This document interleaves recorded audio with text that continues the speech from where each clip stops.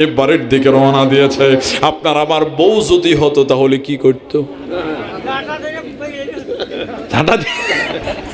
ঝাঁটা দিয়ে পিটাইতো না?